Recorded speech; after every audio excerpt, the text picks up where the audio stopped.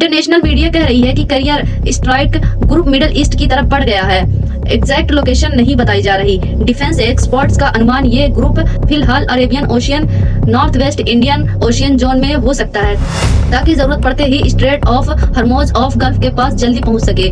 लेकिन ये महज अनुमान है, इसकी कोई आधिकारिक पुष्टि नहीं है। अब यहाँ मैं चाहती हूँ कि दोस्तों आप मेरी दो रिपोर्ट्स पर गौर करें। इसी मंच पर मैं आपको बताई हूँ कि किस तरह से अमेरिका के लिए ये ईरान से सीधा पंगा लेना मुमकिन है, क्योंकि हालात बदल गए हैं। और इसी मंच पर मैं आपको बताई हूँ कि किस तरह से ईरान के सुप्रीम लीडर जो हैं अब वो बंकर के अंदर हैं। पिछले 7 महीने में दूसरी बार वो बंकर में हैं। सबसे पहले मेरी पिछली रिपोर्ट का वो हिस्सा देखें जिसमें मैंने आपको बताया था कि अमेरिका के लिए ईरान पर हमला करना आसान नहीं है। और ये डोनाल्ड ट्रंप है, ये कुछ भी कर सकते हैं। अगर उन्होंने अपने अहंकार पर ले लिया है तो ये कुछ भी कर सकते हैं। याद कीजिए, मैंने अपनी रिपोर्ट में ये कहा था कि सरल शब्दों में कहा जाए दोस्तों तो ईरान पहाड़ों से घिरा हुआ है, समुद्र से घिरा हुआ है, और ईरान की जो मौजूदगी है वो दोस्तों अमेरिका के लिए उसके साथ है।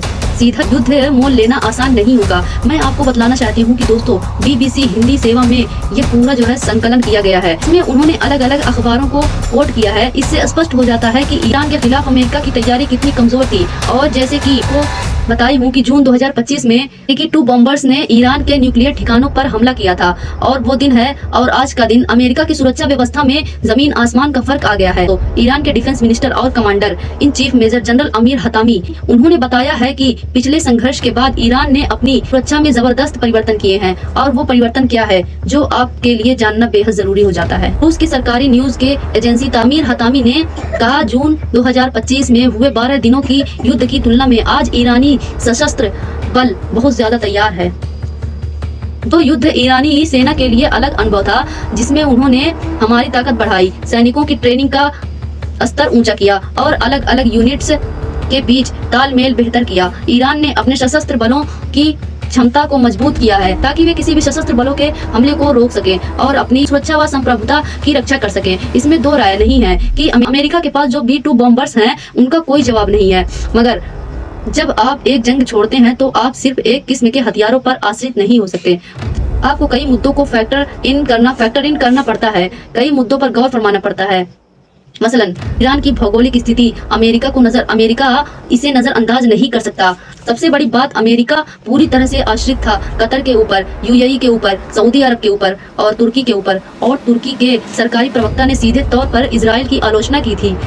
सबसे बड़ी बात वो जो अमेरिका के लिए निहायत ही चिंताजनक थी कि कतर ने अमेरिका को सीधे तौर पर कह दिया था कि आप हमारे मिलिट्री बेसिस को खाली करें। जी हाँ, एक मिलिट्री बेस से जो कतर ने अमेरिकी सैनिकों को हटा दिया। अब आप मुझे बताइए, जब UAE, सऊदी अरब और कतर और तुर्की जैसे तमाम देश अमेरिका को चेतावनी दे रहे हैं, तो ऐसे में अमेरिका के पास अब सैनिक बेसिस ही नहीं होंगे। और ऊपर से ईरान ने कह दिया है कि अगर अमेरिका ने हमला किया तो उनके किसी भी सैनिक बेस को नहीं बख्शने वाले हैं। कतर में इस बात को लेकर भी नाराजगी थी कि आपको याद होगा, अगर कुछ महीनों पहले इजराइल ने कतर के एक ठिकाने पर हमला किया था और ये बताकर कि वहां हमास के आतंकवादी हैं। कतर में उस मुद्दे को भी लेकर जबरदस्त आक्रोश था कि यानी कि इजराइल और अमेरिका को लेकर उसने जो तमाम सहयोगी देश हैं उसमें विश्वास खत्म होता जा रहा था। और सबसे बड़ी बात, ईरान की भौगोलिक स्थिति। और मैं आपको बताना चाहती हूँ कि ईरान किन किन खाड़ियों से, किन किन समुद्रों से और किन किन पहाड़ों से घिरा हुआ है। दोस्तों, ईरान के उत्तर में कैस्पियन सागर, दक्षिण में फारस की खाड़ी और ओमान की खाड़ी, पूर्व में पश्चिम में रेगिस्तान पहाड़, पश्चिमी सीमा पर जाग्रोस पर्वत श्रृंखला और उत्तर में एल्ब्रोज पहाड़ है। और दोस्तों, पर्वत श्रृंखला पर गौर करें तो मैं अब आपको पीछे लेकर चलना चाहती हूँ 1980 में। आपकी स्क्रीन पर ये सद्दाम हुसैन ने 1980 में ईरान पर हमला कर दिया था। उनका मकसद था कि ईरान पर पूरा कब्जा कर लूंगा, वहाँ के तेल ठिकानों पर कब्जा कर लूंगा। मगर उनके इरादों और उनके लक्ष्य दोनों के बीच में जाग्रोस पर्वत श्रृंखला और आ गया। और प्लान था उनका, सद्दाम हुसैन का प्लान था कि उनकी पहले अहवाज जो कि तेल के महत्वपूर्ण ठिकाना है पर कब्जा करेंगे और फिर पहाड़ पार करके ईरान के अंदर और आगे बढ़ेंगे। लेकिन योजना पूरी तरह नाकाम रही। यहाँ प्रकृति बहुत बड़ी रुकावट बनी और युद्ध 8 साल तक खींच गया। आखिर में इस युद्ध में कोई भी जीत नहीं सका।